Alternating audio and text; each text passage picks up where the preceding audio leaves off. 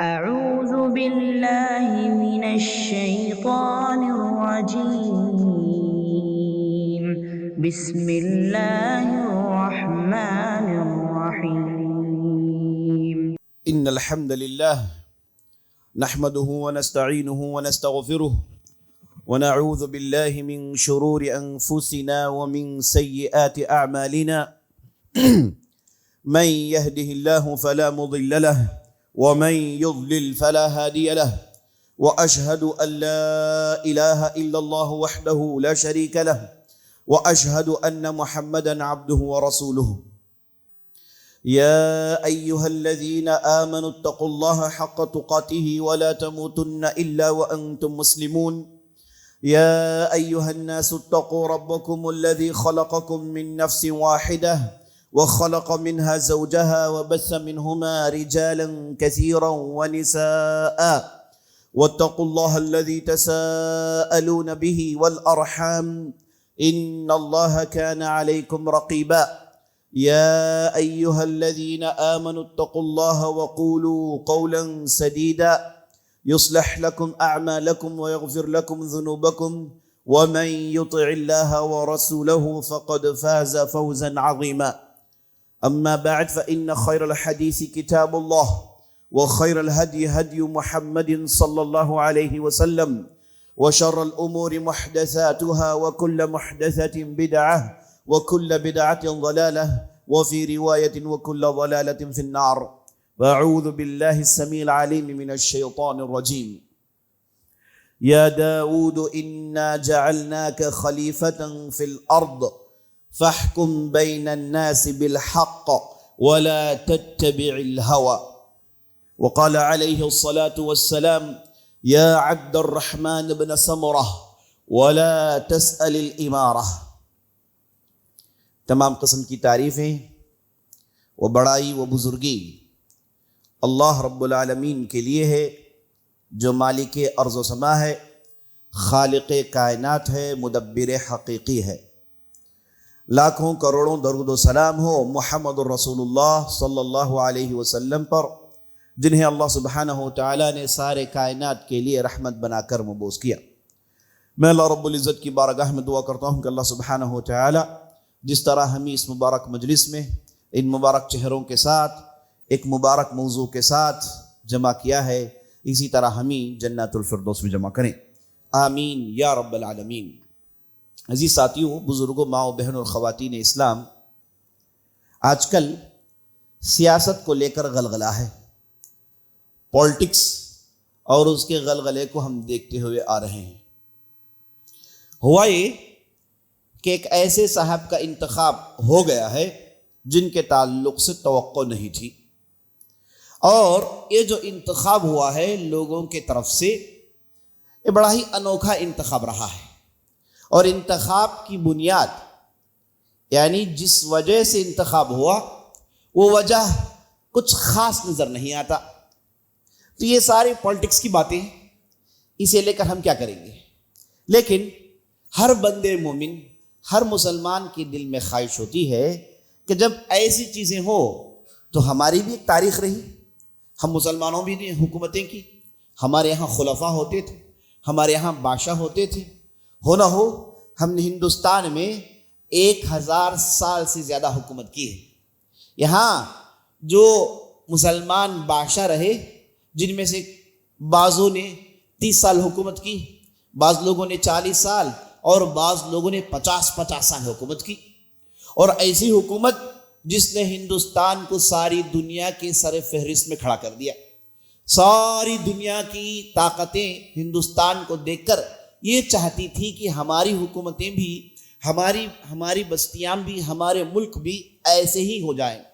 اور سارے جتنی بھی حکومتیں تھیں وہ کوشش کرتی تھی کہ ہندوستان میں آ جائیں، ہندوستان میں داخل ہو جائیں. اور جو چھوٹے موٹے حاکم ہوا کرتے تھے، انہوں نے تو براہ راست کوشش کی کہ ہندوستان میں آئیں اور اپنی حکومت قائم کریں. تو ہم مسلمانوں کی بھی سیاست کو لے کر بہت ہی زبردست تاریخ ہے. اور کیا اسلام میں کسی بھی ایک حاکم کو یا پھر کسی بھی ایک ملک کے بادشاہ کو، ملک کے ذمہ دار کو چننے کے لیے قوانین ہیں؟ کیا اسلام اس تعلق سے کچھ بولتا ہے یا پھر خاموش ہے؟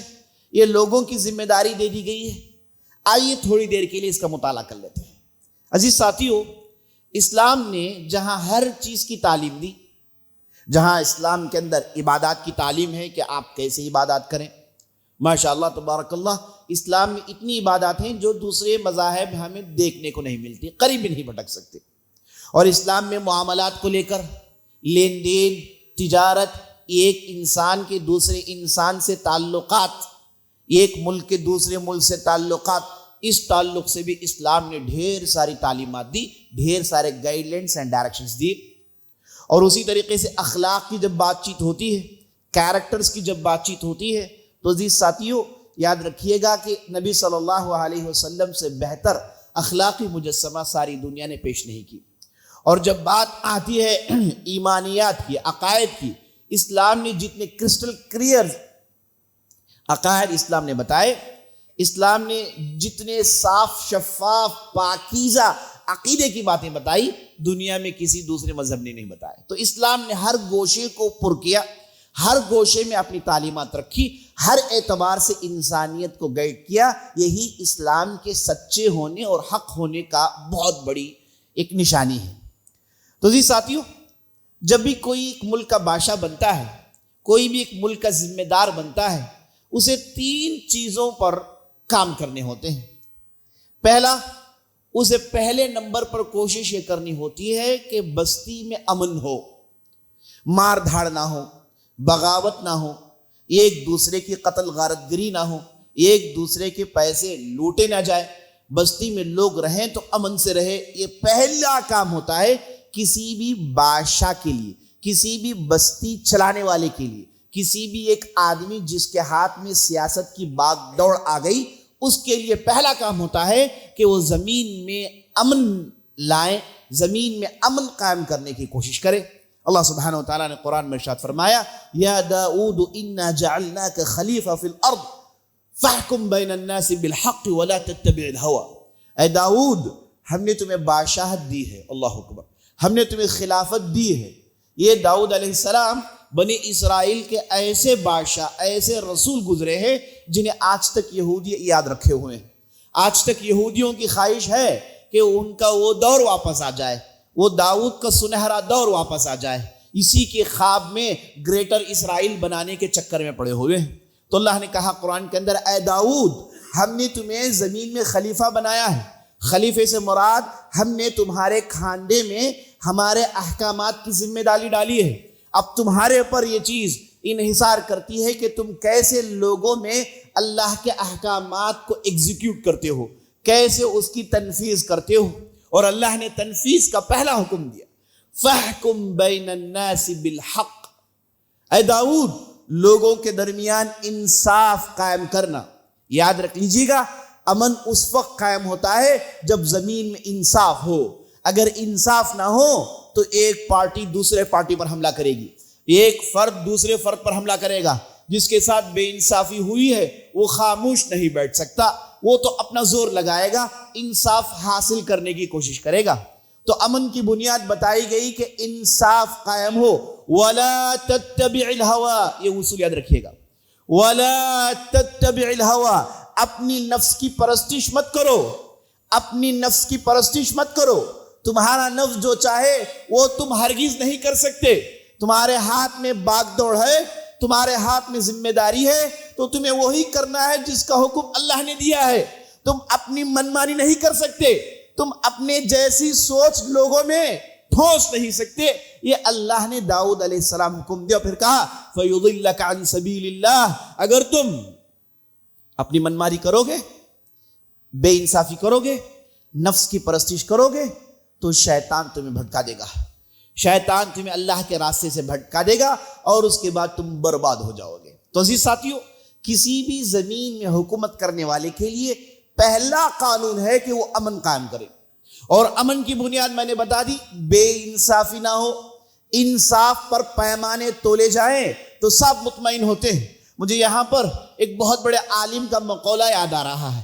انہوں نے کہا کہ ایک ظالم مسلمان بادشاہ سے انصاف پسند کافر بادشاہ بہتر ہے. ایک ظالم بے انصاف مسلمان بادشاہ سے ایک کافر بادشاہ بہتر ہے اگر وہ انصاف کرتا ہے. تو عزیز ساتھیو، انصاف کرنا یہ اصول ہے حکومت کرنے کے لیے. اور ہمیں وہ حدیث یاد ہے جس میں آپ صلی اللہ علیہ وسلم نے کہا 7 لوگوں کو عرش تلے جگہ ملے گی جب لوگ اپنے پسینے میں غوطے مار رہے ہوں گے.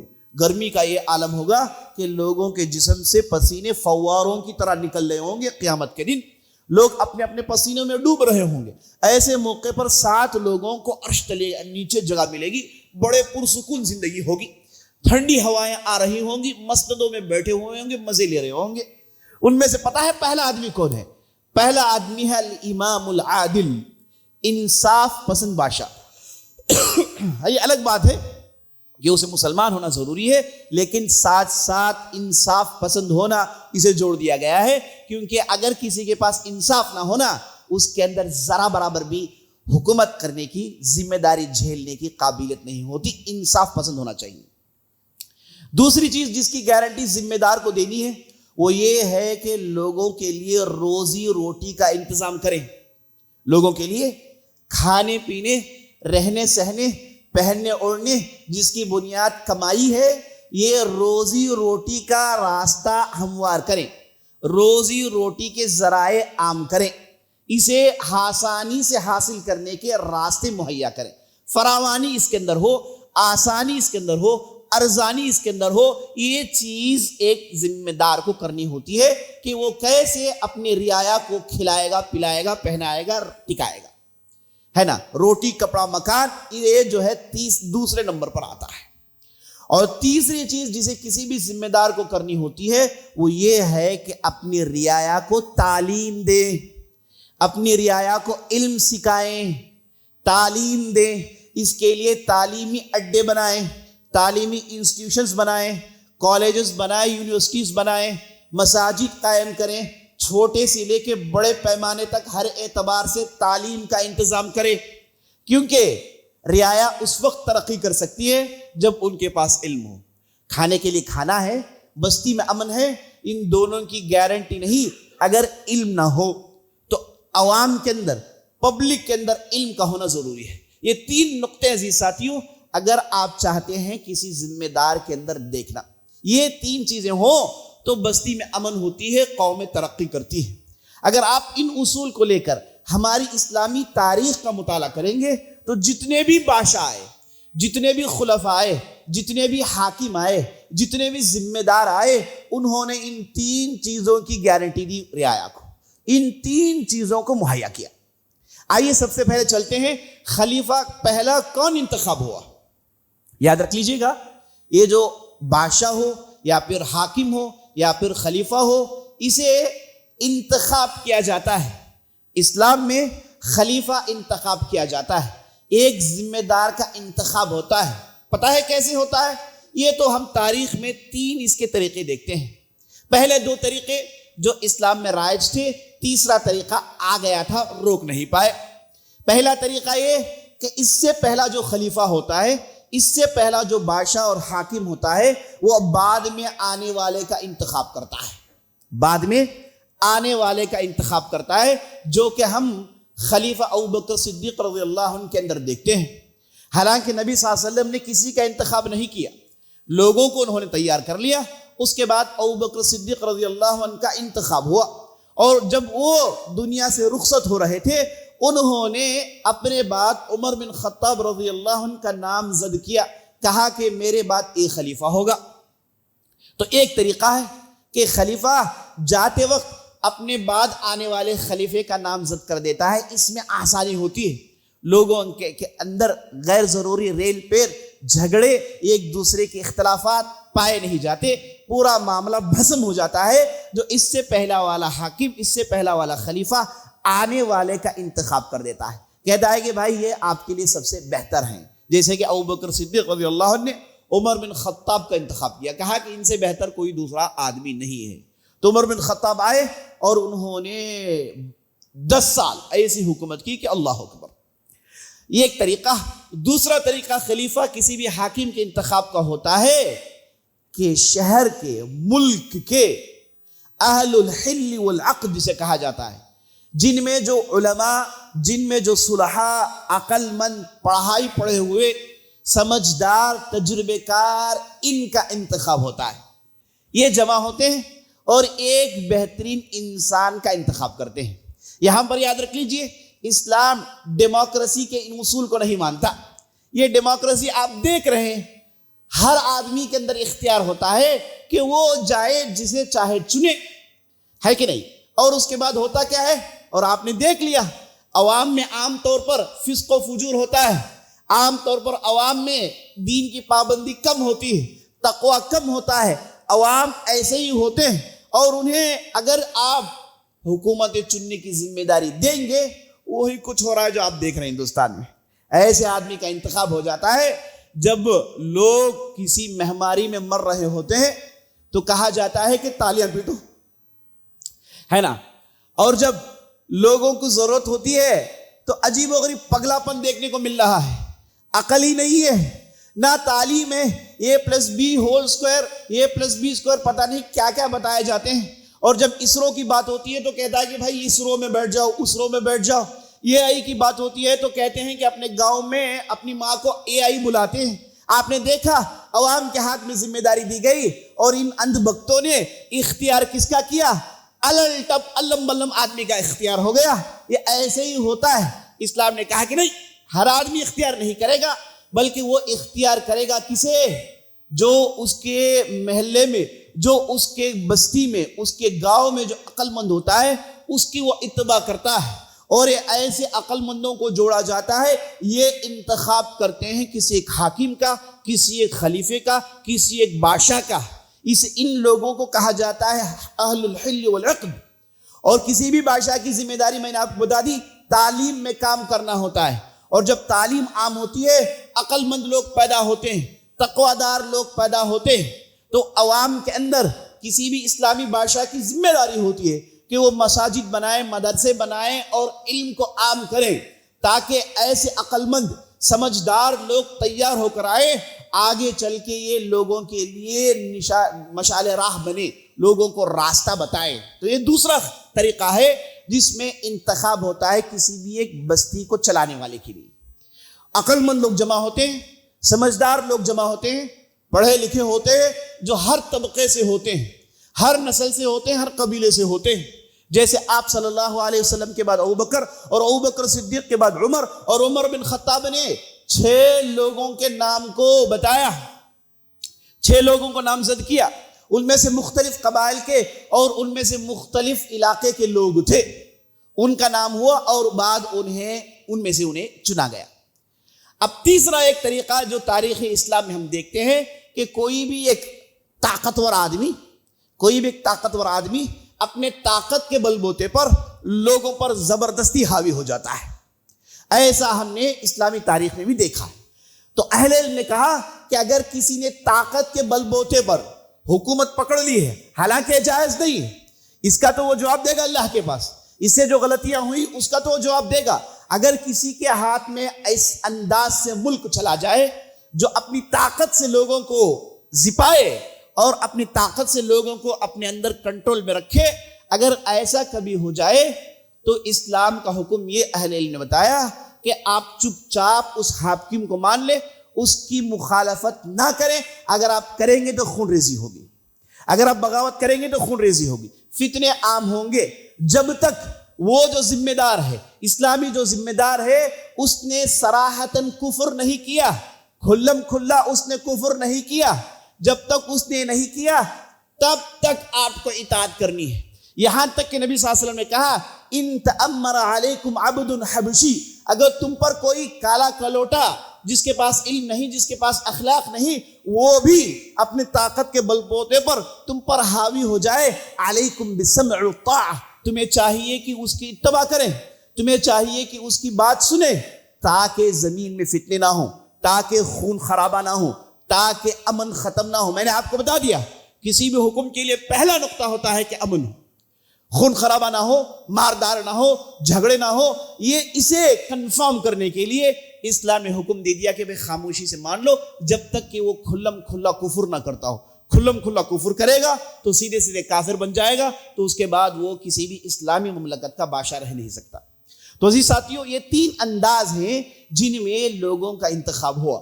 آپ نے دیکھا کہ کہیں پر بھی یہاں پر جاہل علم بلم علل ٹپ لوگوں کے ہاتھ میں ذمہ داری کبھی بھی نہیں دی گئی کہ وہ جائیں کسی کا انتخاب کریں۔ جب انتخاب کریں گے تو انہیں پتہ ہی نہیں ہوتا، انہیں تو صرف یہ ہوتا ہے کہ بھائی یہ جو فلاں ہے اسے ہم پسند کرتے ہیں۔ انہیں پرکھنے کا مادہ ان کے اندر نہیں ہوتا، چننے کا طریقہ نہیں جانتے، لوگ کیا ہے، حکومت کیا ہے، بستی کیا ہے، یہ عام نادان لوگ نہیں سمجھتے۔ ان کے ہاتھ میں اگر دے دی جائے تو غلطیاں ہوتی ہیں۔ اسلام نے ان اصولوں کو بتا، کہا کہ نہیں بھائی، ذمہ دار جس کا انتخاب ہوگا اسے چننے والے بھی اہل الحل والعقد ہوں گے، جنہیں اللہ نے علم دیا، سمجھدار، تجربے کار، معاشرے میں مشہور و معروف ایسے افراد کو جمع کیا جائے گا اور ان سے انتخاب کیا جائے گا۔ جب بات ذمہ داری کی آتی ہے اس حدیث کو ضرور سن لیجیے گا۔ آپ صلی اللہ علیہ وسلم کے پاس ایک مرتبہ ایک صحابی آئے جن کا نام تھا عبد الرحمن بن سمرہ۔ انہوں نے کہا کہ یا رسول اللہ، مجھے فلاں علاقے کی ذمہ داری دے دیں۔ اللہ اکبر۔ آپ صلی اللہ علیہ وسلم نے کہا کہ یا عبد الرحمن بن سمرہ، اے عبد الرحمن بن سمرہ، لا تسأل الامارہ، کبھی بھی ذمہ داری، عمارت کی تلاش میں کوشاں مت ہونا، کبھی بھی اس کی ہرگز کوشش مت کرنا۔ کرو گے تو کیا ہوگا؟ فَإِنَّكَ إِن أُعْطِيتَهَا عَنْ مَسْأَلَةٍ وُكِلْتَ إِلَيْهَا، اگر تم نے مانگا، ذمہ داری مانگی اور تمہیں دے دی گئی، تو اب تمہاری پوری ذمہ داری ہوتی ہے کہ تم اس کی دیکھ بھال کریں۔ پورا بوجھ تمہارے کھاندے میں ڈال دیا جاتا ہے۔ وَإِنْ أُعْطِيتَ عَنْ غَيْرِ مَسْأَلَةٍ أُعِنْتَ عَلَيْهَا، نبی صلی اللہ علیہ وسلم کہتے ہیں کہ اگر لوگوں نے تجھے انتخاب کیا، لوگوں نے تجھے بنایا، تو نے چاہا نہیں لیکن لوگوں نے تجھے بنا دیا، تو جان رکھنا اللہ کی طرف سے مدد آئے گی، جان رکھنا اللہ کی طرف سے مدد آئے گی۔ تو عزیز ساتھیوں، یہ جو پورا آوے کا آوا بگڑا ہوا جو نظر آتا ہے نا، ملک میں لوگوں کو ٹھیک ڈھنگ سے ان کی تربیت کرنا، امن قائم کرنا، پڑھائی دینا، کھانے کا انتظام کرنا، پینے کا انتظام کرنا، اس کا کسی کے پیچھے یہ ہوتا ہی نہیں ہے۔ ہمارے ملکوں میں ہوتا ہے کہ بھائی کب پاور ملے اور کب لوگوں کو لوٹے، کب ذمہ داری ملے، کب حکومت کی کنجیاں اپنے ہاتھ میں آئیں، اور اس کے بعد کیسے عوام کو لوٹا جائے، کیسے ان سے ٹیکس کے نام سے پیسے جمع کیا جائے، کروڑہ جمع کیا جائے، اور اس کے بعد یہ ذمہ دار کوئی 1000 کروڑ، کوئی 50,000 کروڑ، کوئی 1,00,000 کروڑ لوٹتا ہے علل اعلان لوگوں کے سامنے، جبکہ عوام آپ دیکھتے ہیں بھوک ماری کی وجہ سے مر رہے ہیں۔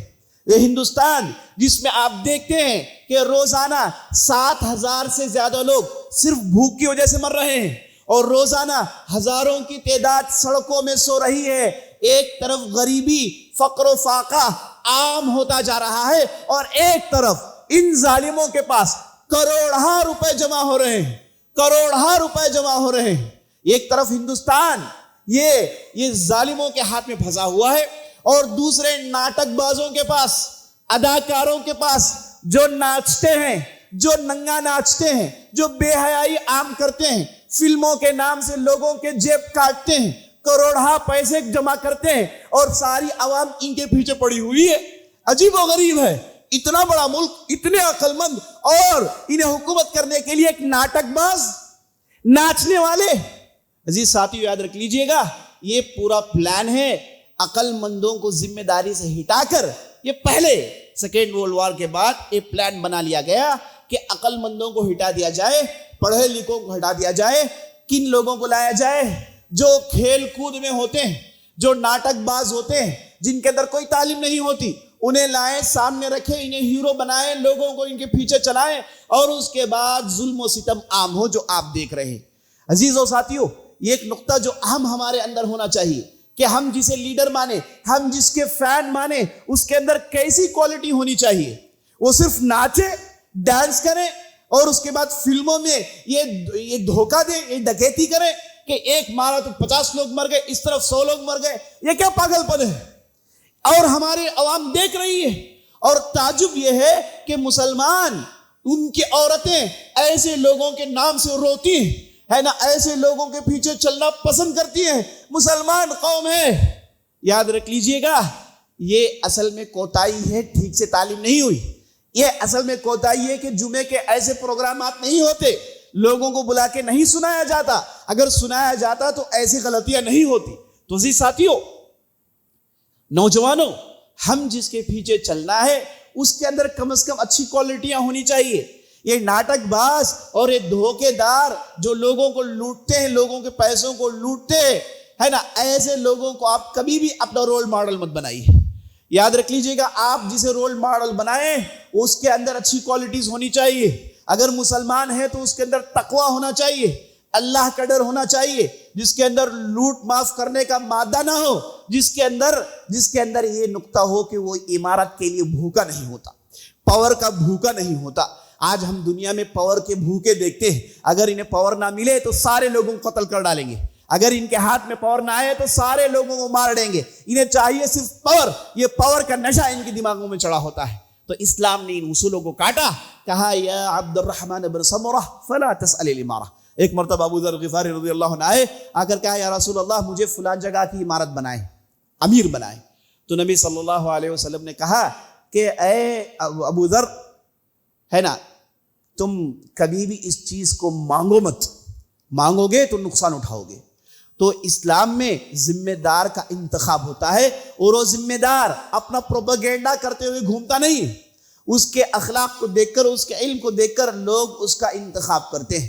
اے کاش ان اصولوں پر عمل ہوتا تو یہ تین چیزوں کی حفاظت ہو جاتی: امن، روزی روٹی، تعلیم۔ اللہ سے دعا کریے گا کہ اللہ سبحانہ و تعالی ہم اور آپ کو اسلام کی صحیح سمجھ اور ان اچھی باتوں کو لوگوں تک پہنچانے کی توفیق بخشے۔ سبحان ربک رب العزت عما یصفون وسلام علی المرسلین والحمد للہ رب العالمین۔